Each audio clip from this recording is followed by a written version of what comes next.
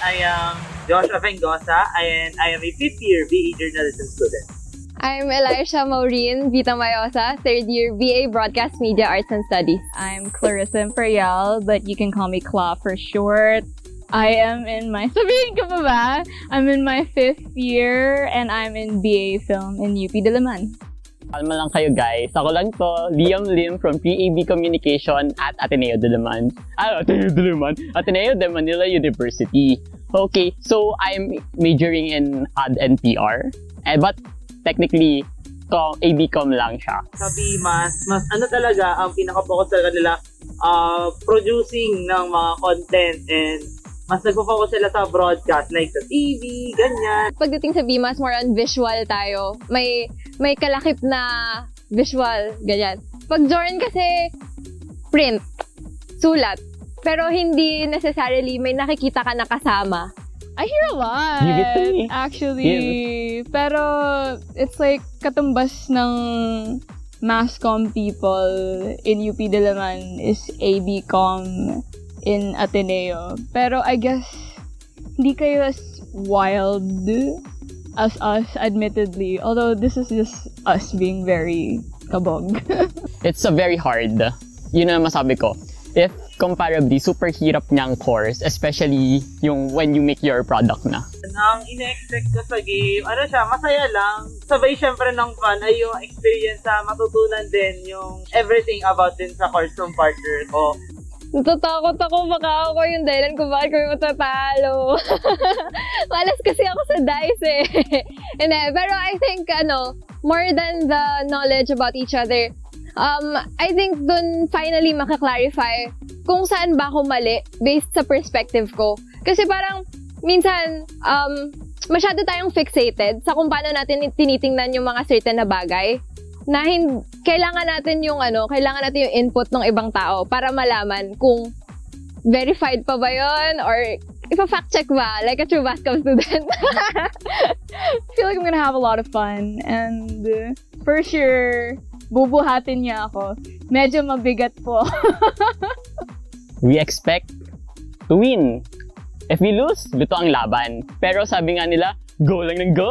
Galingan natin, syempre, ano lang tayo dito, enjoyin pa rin natin kahit na damang-dama ko na may competitiveness. Alam natin, gusto natin talunin yung other team because, BMAS and Jorn kapag nagsama talaga is powerful bunch. May tiwala ako, Jorn yan eh.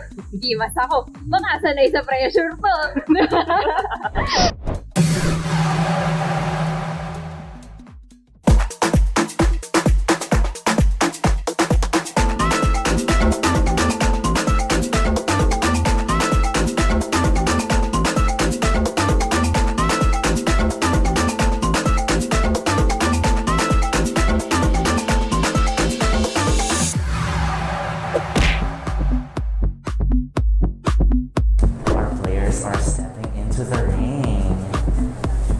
Pwede ba bigyan ng jacket? Gusto ka nang bumitaw! Charing!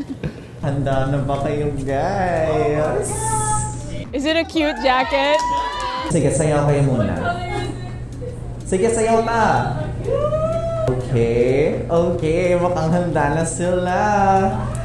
To see our set, reveal your eyes and unveil your blindfolds in 3, 2, 1... Ano ba yan? Ayan! Okay, initial reactions. Cute, diba? Feel ko nasa kinder ako. Players, handa na ba kayo maglaro ng dito at doon? Tama yan, players. Kaya welcome sa bagong game show ng Taong Bayan kung saan susubukin, hahamunin at susukatin ang inyong talas ng isipan at tibay ng paninindigan. Lagi lamang tatandaan, pwedeng makichika, basta't walang personalan. Dahil dito, manggaling man sa iba't ibang direksyon, magtatagpo pa rin tayong lahat dito at... Tama! Woo! Pero bago ang lahat, rinig ko ay Elisha, Cla, I fear destiny has struck us the wrong way at kailangan yung mag-switch ng spots. I fear. And all is right with the world. Kaya proceed na tayo sa ating game. Malamang hindi tayo makakarating doon kung hindi man lang tayo magpapakilala dito.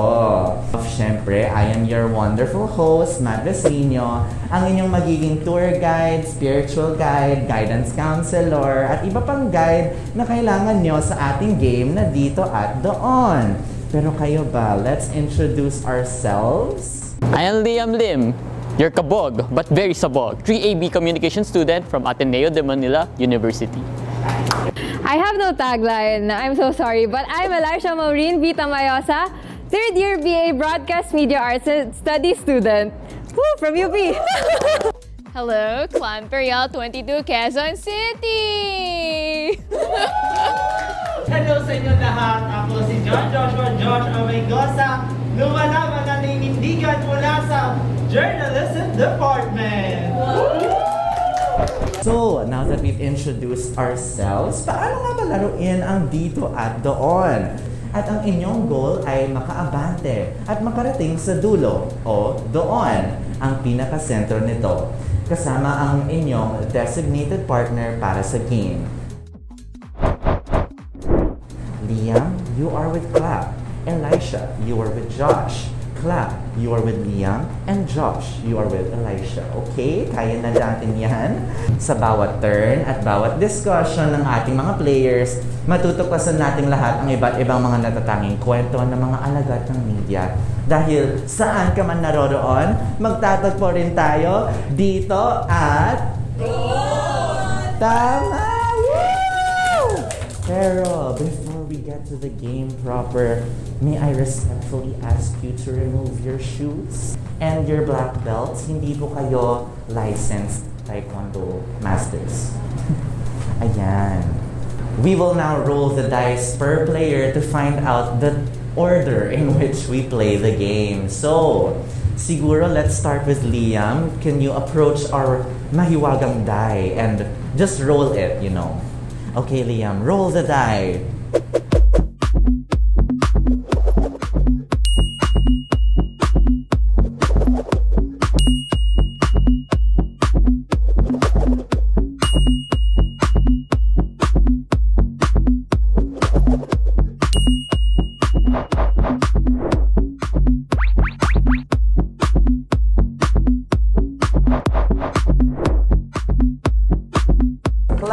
Grab the die and roll your first roll of the game. Sure.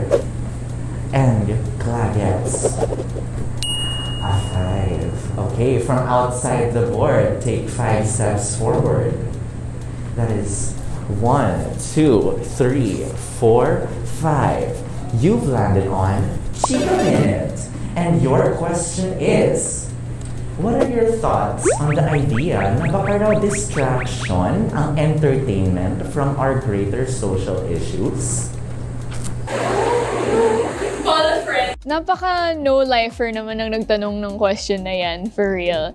Pero like, I don't think by any means na when you entertain yourself, you distract yourself.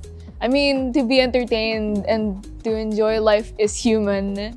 Like, gets maraming societal issues ngayon, pero it's not our responsibility to take all those on our shoulders. So, yeah, just have fun with life, guys. Agree naman ako, pero gusto ko lang add na despite na pwede naman tayo mag-relax and entertain, we can also say that entertainment also has partly yung they tell us the social issues. Mismong entertainment natin sa form ng iba't ibang mga mediums ay nakakatulong din. Kasi, yun nga, sa mga nangyayari sa lipunan natin, hindi pwedeng lagi tayo na parang nakakatanggap ng ganitong mga balita dahil it can be tiring sometimes. Kaya, kailangan din natin yung mga entertainment shows, ganyan, upang to lighten up a bit and bahagi rin siya ng development ng arts and culture natin.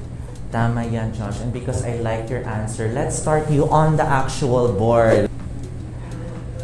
Ayan, and Josh gets 5 din, which means you also, actually, may isang extra. So, you've landed on a yellow.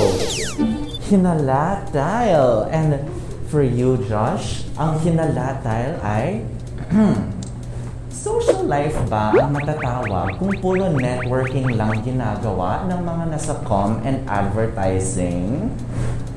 Iba, parang andun pa rin kasi sa part ng comment advertising ang pagtingin mo sa social media.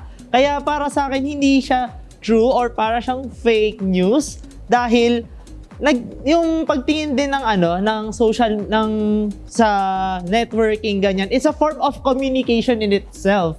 It's yun nga, it's also a form of, it's not impersonal technically. So you get to understand your client. Dapat kilala mo ang mga taong tinutulungan mo. So you get to know them in the process. It's not just simply networking. I think, kailangan natin i-consider na hindi naman lahat ng alam natin ay malalaman lang natin kung magsistay tayo within our bubble. So, pag lumabas ka dun sa bilog, dun sa immediate circle mo, you'd get to learn a lot of things, you'd get to meet a lot of people. I feel personally attacked by this question na hindi ko rin maintindihan. Pero like, gets naman. I still think it's a social life. Honestly, don't judge people who have that kind of hustle because they're just trying to get by in life. And why not make a few friends along the way? Diba? Tama. And actually, it's time to reveal this is actually a networking event. O, diba? 3 new friends. Char. Okay, so next up is Liam. Let's roll the die and find out where you land. And that is 4. Mukhang hindi ka makakatakas sa 4. Okay. 1, 2, 3, 4. Baby steps pero nakarating din tayo sa yellow hinala-tile. And for you, Liam, the stereotype about your other contestants is kailangan ba ng license to practice ang mga journalists? Very difficult question na. Joke lang. In this day and age, big words, I would like to say na possibly that we really need a license in a sense that there are many make-believe journalists out there. Kung may license ka, I think it will give credibility. Journalists needs to have a license too para mas yung secure yung place nila sa career. Na-stress na lalo si Te. Pero tandaan din natin na meron tayong mga citizen journalists out there. Won't they be considered as journalists as well na ang pinupurso nila ay mga katotohanan? What about our campus journalists also? I have support for my teammate. Kasi giving a license, it's a double-edged sword. Oo, meron tayong paghahangad na pigilan yung mga tao. Pero paano kung yung power to give licenses mapunta dun sa kamay ng maling tao? Isn't it another way to support censorship? Move on na tayo kay Elisha. Let's get you on the board.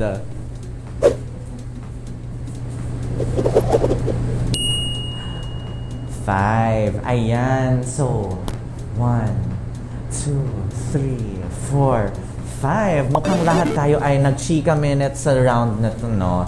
lang. So, Elisha, your question is, nakakawala ba ng nationalism ang K-pop? I don't think so.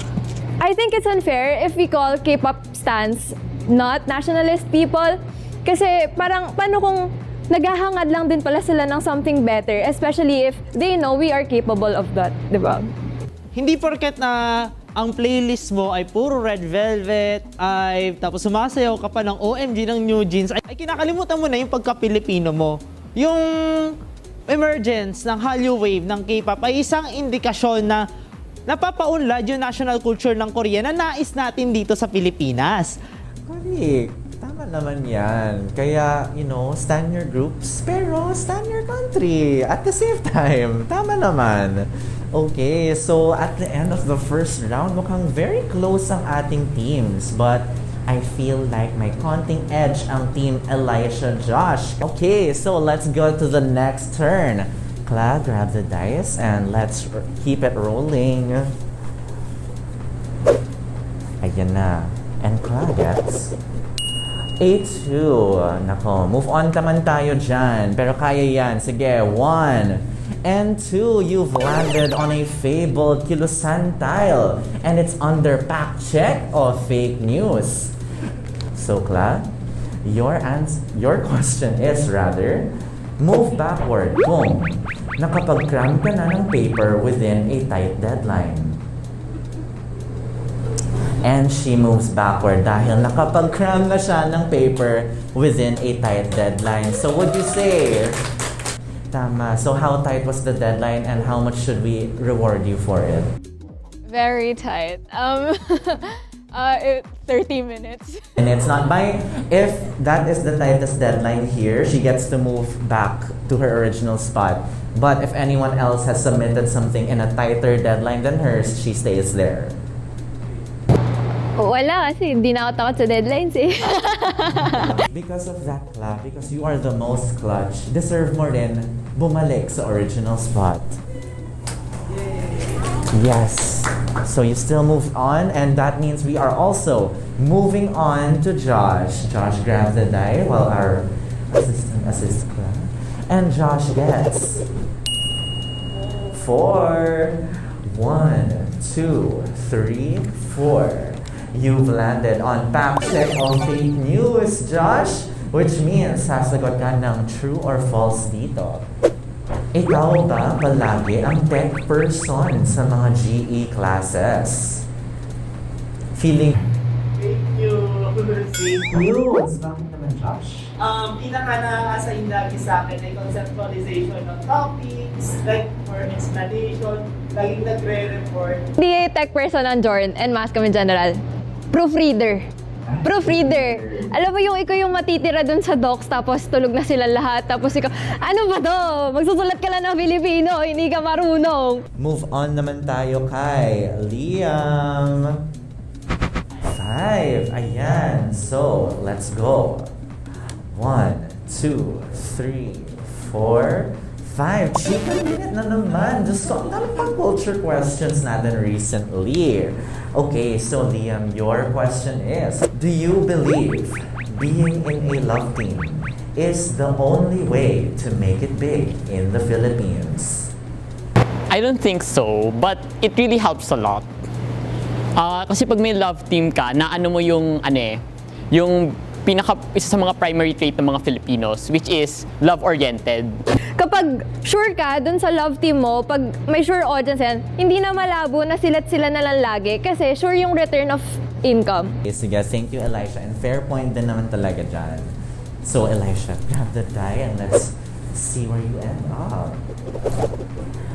Ay, 5 din. Okay, so that's ayan, 1, 2, 3, 4, 5. Fact check of fake news. Mahirap sa com kung hindi ka writer. Pwede bang half-half? Sige, bakit? I think, well, oo, mahirap kung hindi ka marunong magsulat. Pero we have to take into account din na communication is not only a writing course, but also it offers you a lot of different skills. Because what I'm trying to say is, if you're not good in writing and comm, it's not the end for you. And we have now entered the speed round. And what that basically means is, let's go a little faster. Kaya niyan, guys. Tatapusin din natin to one way or another. Makakarating din tayo. Doon. Anyway, so we are back at the very top of the turn, and that means, Cla, it is your turn to roll the dice. Cla approaches the dice. Ang com o media ay course ng mga gusto mag-artista. Fake news. Pwede naman, Tito Boy. Pero like, wala pa naman akong nami-meet na tao in my college where sinabi na oh, I'm going here para gusto ko mag-artista. Which would be stupid din pag gusto na mag-artista tapos mag-aaral pa sila dito. Kasi you can go hard na agad at that career. Why waste your prime year? So parang, I think, yeah, fake news talaga yon. Wala pa akong nami-meet meet na ganun. Meron akong kilala naman, not artista, gusto niya maging anchor. Ngayon, broadcast. I think, parang hindi rin naman natin dinidiscount yung fact na pwede kaming mag-on-screen talent, pero hindi yun yung main reason kung bakit. Kasalanan ba naming artistahin kami, guys?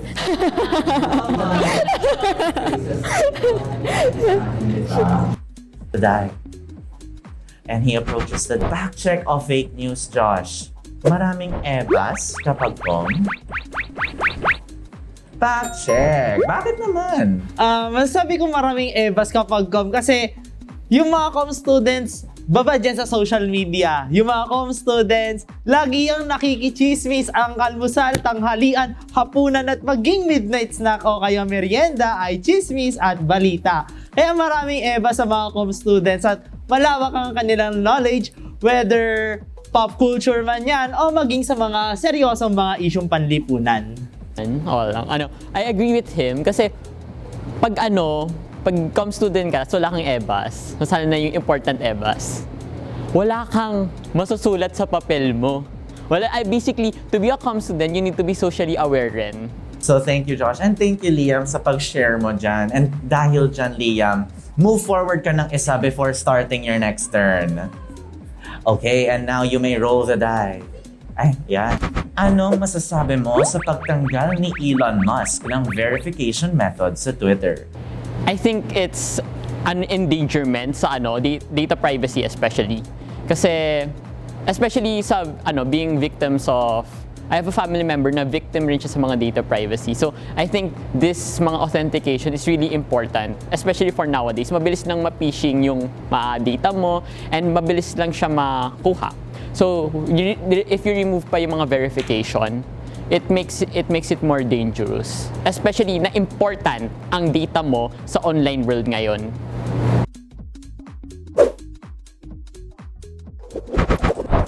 Fact check of fake news. Kailangan visual ka to be in com. It's like half again. I'm playing safe. Pero kasi it's not a black and white question eh. Parang for my field in BMAS, in broadcasting, kailangan marunong kang manipulate. Manipulation is wrong, guys. Pero kailangan marunong kang mag-make the most of the visual stuff because kailangan parang i-supplement mo yung nakukuha mo na audio and written. But there are fields like Josh na sa Jorn, print media is still alive. It's not a closed off na industry. Meron din tayong online news. Sometimes pwede namang mag-survive ang isang balita through through written, through word of mouth. So, hindi tama for me na masyado nating nililimit yung sarili natin to visuals because nagto-close tayo ng opportunity kung gano'n. Sayang naman. Ayan, Clara, rolling the die, and it's...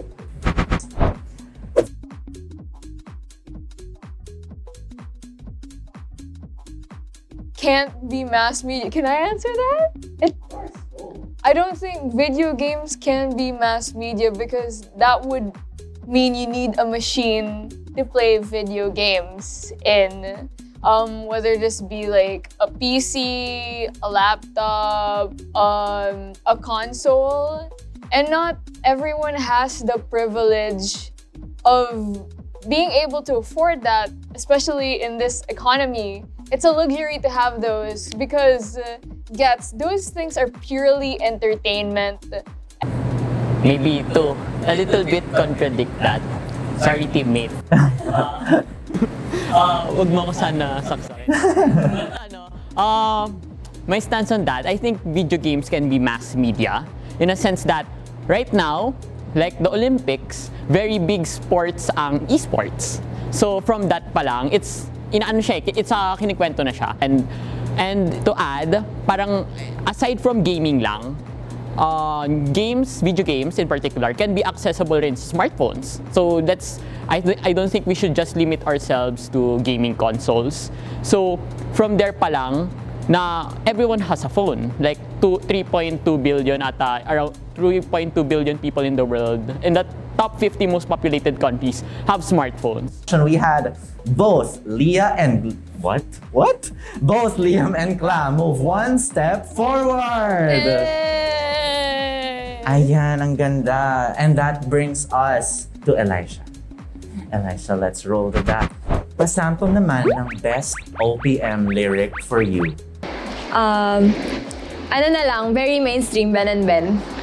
From the album, ano yun, yung notebook? Basta, okay. Bukas ang sampagita kong napulot ay ibibigay sa'yo, irog. Yun lang.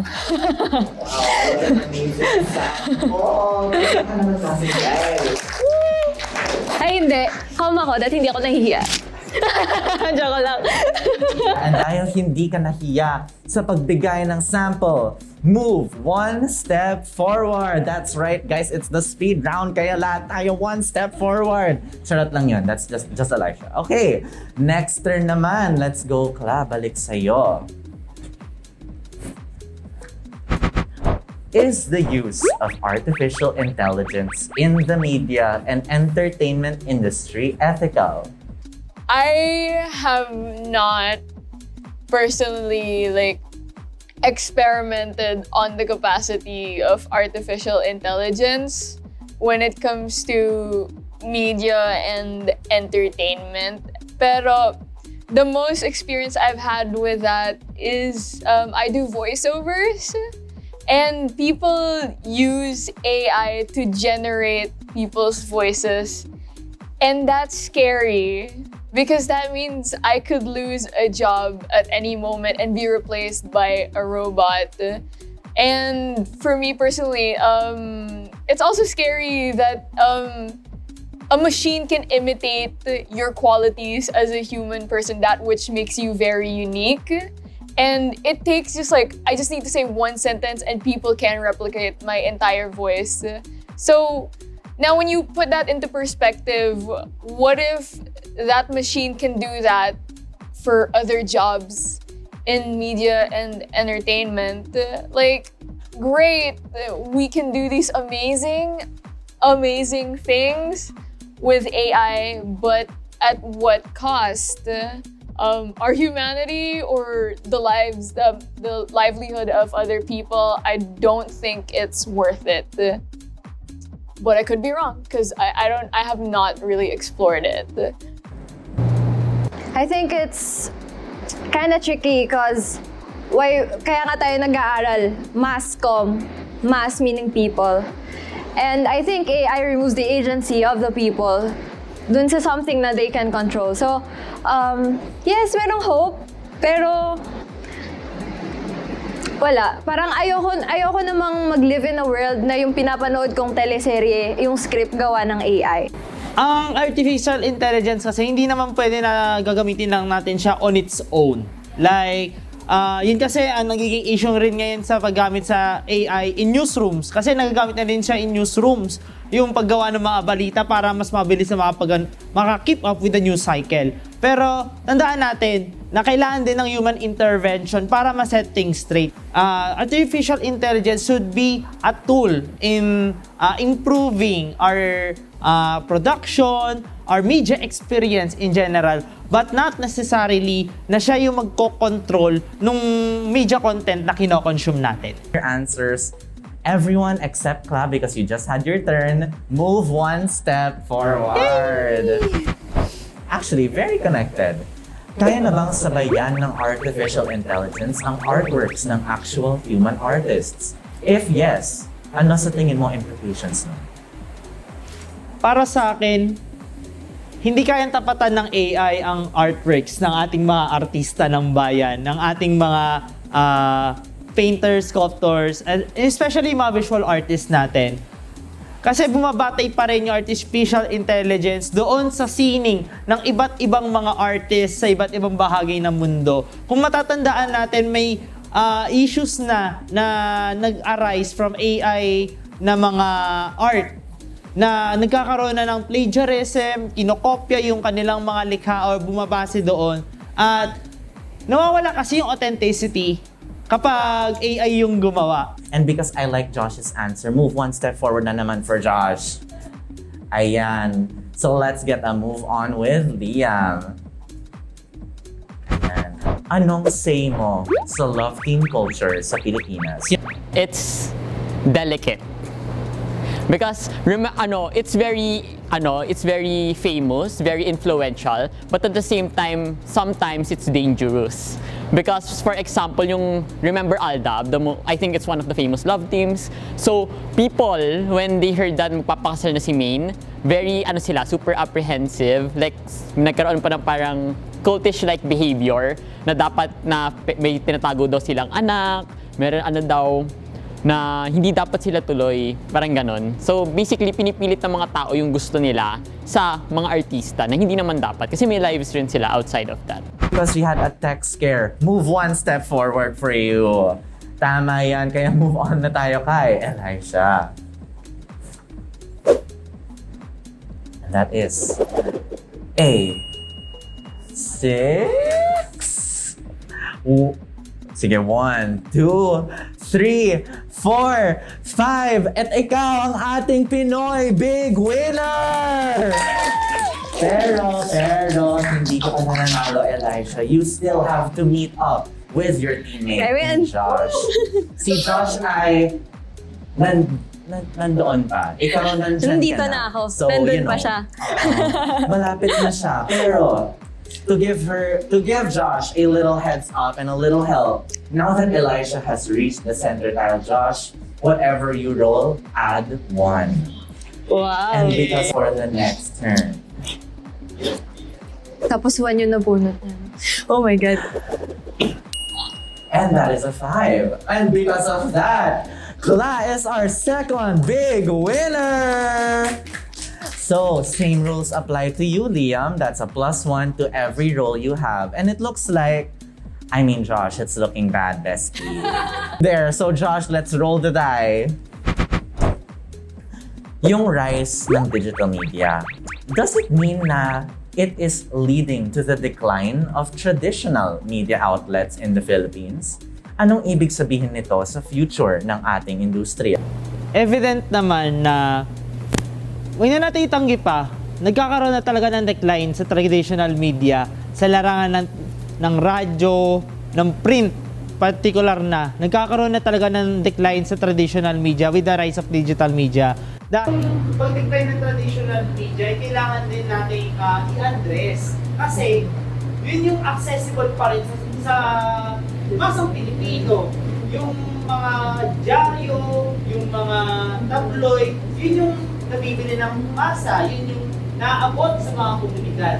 And kung hindi mapanatili yung traditional media na meron tayo ngayon, ay hindi na gagampanan fully yung tungkulin ng mass media. Kaya nga, di ba, nabanggit na ng ating mga kapwa-contestants dito na ang mass media ay para sa sambayan ng Pilipino, para sa masang Pilipino.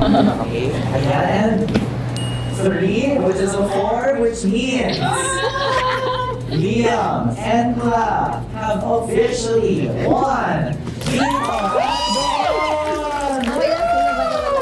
I think How did we win? tama so, and now I praise naman sa ating wonderful contestants and to Josh and Elisha. Thank you for playing. For a short moment there, umabante ang mga babae. For a short moment. Main takeaway ko is yun, meron talaga intersections between the different media courses, media technique programs. May magkakatulad yung Jorn, BMAS film, and even yung pinaka-umbrella na communication arts, kung saan din naman nagmula yung everything. Although meron may parang contradictions, ganyan, ay we come to the same point din. Gusto ko rin yung minsan hindi kami totally nag-agree with each other. I think it's a good space for discussion para marinig yung thoughts ng ibang tao. If it weren't for this opportunity, parang medyo mahirap magkaroon ng espasyo para usap na simple lang, like, kasi yung mga ganitong discussions, usually it's on Twitter, tapos nag-aaway yung mga tao, it's getting tiring. But with a space like this, I think it's one of the most vital opportunities na hindi na natin ganun nakakamit. For me, I guess, I realized ang daming issues, although alam naman natin lahat yun. Pero like, it's nice to, again, like you said, have the opportunity to talk in a comfortable environment with people who may or may not have the same opinions as you. And it's nice because what you can take away from this is that you get to learn something new about issues that you don't know a lot about. And it's something worth thinking of with the person you don't know then. And when you think about it, wow, ang dami rin palang alam ng mga college students. Like not only are they talented, not only are they beautiful, wow, but they're also really smart. So guys, sana pa tayo. Kami na to. He didn't know much about film studies, journalism, so and broadcast. So I think knowing things about this and other things really gives more perspective na those same may mga differences lang. So in other words guys, huwag niyo kami stereotype. We wanted to go into this parang more to have fun, ganon. Successful.